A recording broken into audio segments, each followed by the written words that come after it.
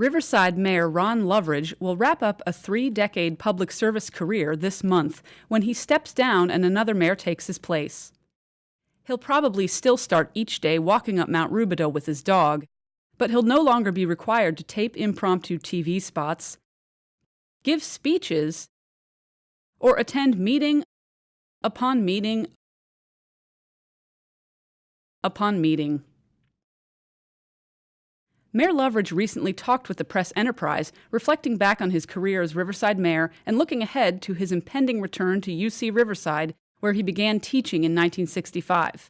In my house, but it was a kind of feedback, and for me to deal with the students, I had to try to understand each of these offices where they were interning, and so every quarter there was a new kind of look at what was happening in terms of politics and policy in the sort of greater Riverside area. Now, during your time as mayor, what would you say was the greatest moment for the city? Well, most of what happens is cumulative, and so you're establishing directions, and so, but the moments you remember most dramatically are, one is when we became an all-American city, when we were selected as the 2012 Intelligent Community of the Year. Those are kind of particular moments in time that stand out because they sort of represent the best of place. There's also something, the time when you actually win office for the first time. It's hard to explain because you essentially devote a year, almost all your time, to being elected, and elections have a boundary, and the outcome, finish line. This business of being mayor, you look forward each day, and each day is different. Somewhat the language of Frank Miller, the Mishnah, and you sort of wake up in the morning thinking about Riverside, how you can make it better, and you go to bed at night thinking about Riverside, how to make it better. Riverside's large enough and diverse enough that and small enough, but with resources that you can help make a difference. If I was in a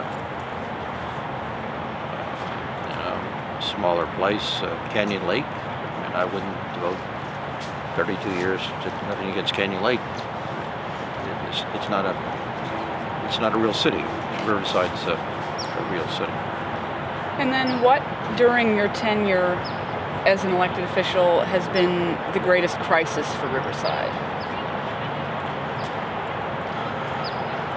Well, the time we were in the national spotlight was over the shooting of Taisha Miller, and I think that was a difficult time, and it went on. It just wasn't a singular event, and I think that's the most difficult time. But trying to keep the community focused, to trying to see this as some lessons we could learn. I think one of the things that helped, that I was always very proud of, was the use of force panel, which had a great community group, came together and made recommendations, 12 of them. We stayed with those 12 recommendations. I think it helped bridge where we were to a better future. And then what will you miss the most about being mayor? Well, it's this opportunity to make a difference. One of the things that just happened, Alicia, as exiting, is so many people come up to you and said, "I want to thank you very much, Mr. Mayor." And then most frequently following that, they will tell a story in the way that I or the office have been helpful. I used to always tell students who were interning in local legislative offices that sometimes students want to examine war and peace and the big issues as they define them. I had this guy met in the elevator the other day. He got one of the red light tickets. He said, "I don't have any money, and what am I going to do?" So I've following that question around City Hall to see if I could help him out. And what would you say is the most important piece of advice for the next mayor? Well, this is not a strong mayor form. This is a council manager form, and I've tried to use the best research on this really comes from James Sabara. It calls for the mayor to be a facilitator, which I see as bringing people to the table.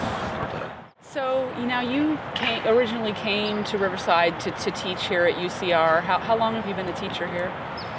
I left Stanford on August 13th, 1965. My wife and I put what we had in Volvo and drove to Riverside to start teaching. That was it's been getting close to 50 years.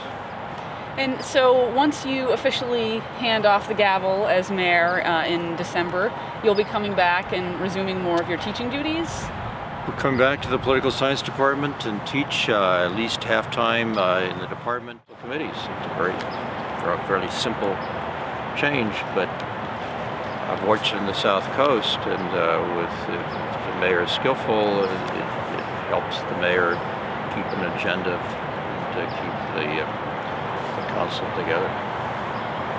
And so a lot of times when people retire, they say, well, I'm not really going away, I'm still going to be involved. So what are the issues that you want to continue to be involved in with the city? Well, I still remember when Ben Lewis retired, Ab Brown put a table in the mayor's office, put a sign on it that said Emeritus Mayor Ben Lewis. The role of the mayor is not to, I don't see the role of the mayor to return to City Hall and whether sitting at a table or showing up at council meetings. A torch has been passed. I think one needs to understand and respect that. But I hope as Center for Sustainable Suburban Development, this whole question of what the future of this region will be and how we can be more sustainable and try to bring. One of the great disappointments I've had as mayor is the difficulty of bringing the research of the campus to the policy arena, and that translation process is not working very well. And my time I'm going to devote to it, I hope to do something better, have a greater connection between the research of the University of California, which is the best public research university in the world, and what's happening in our region. For the Press Enterprise and PE.com, I'm Alicia Robinson.